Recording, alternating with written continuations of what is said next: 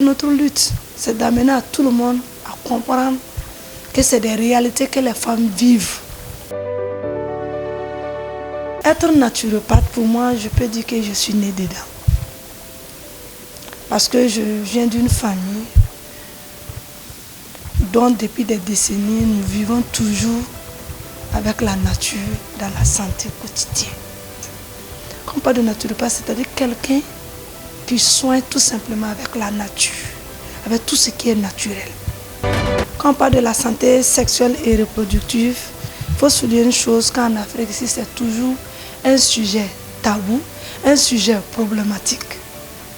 Que ce soit chez nous les musulmans ou que chez nos confrères chrétiens, cela est universel. La question revient souvent.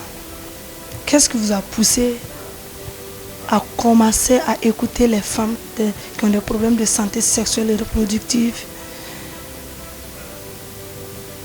C'est parti d'un constat. Vous savez que dans les milieux ruraux, la mairie et toutes les administrations travaillent ensemble.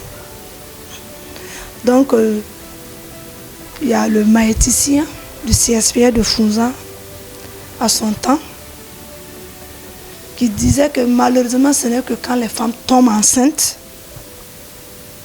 ou quand elles accouchent qu'on sait qu'elles ont une maladie sexuellement transmissible. Ça encore, ce sont ceux qui acceptent d'aller dans les consultations prénatales ou qui acceptent d'accoucher au CSPS. Et ce jour, il y a une phrase qui m'a beaucoup tiqué. Quand il m'a dit que surtout, chez vous les femmes musulmanes là. Donc par conséquent, nous avons décidé d'intégrer ce volet aussi dans notre activité. C'est-à-dire conseil, santé, suivi. Une oreille, une écoute appelle une autre écoute.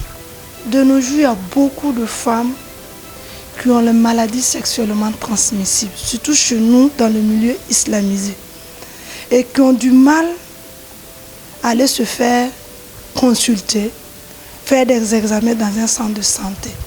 Parce qu'elles ne savent pas où se diriger, il y a la honte qui est là, la crainte qu'on les accuse d'infidélité, également pour le cas de celles qui sont mariées,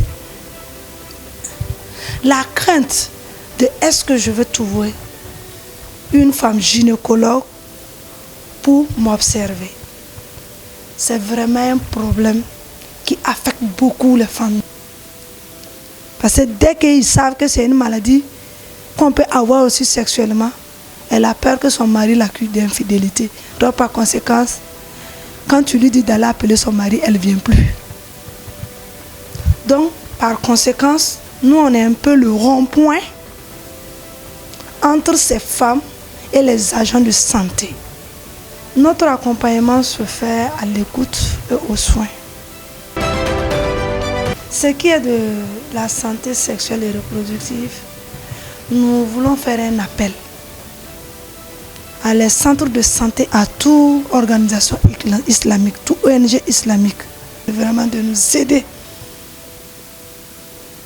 à aider les femmes musulmanes qui sont dans cette situation de santé. Nous allons inviter les imams et les malmatoum à nous aider également, de permettre à les femmes de venir vers eux, leur parler de leur santé sexuelle et reproductive, tout en gardant le secret.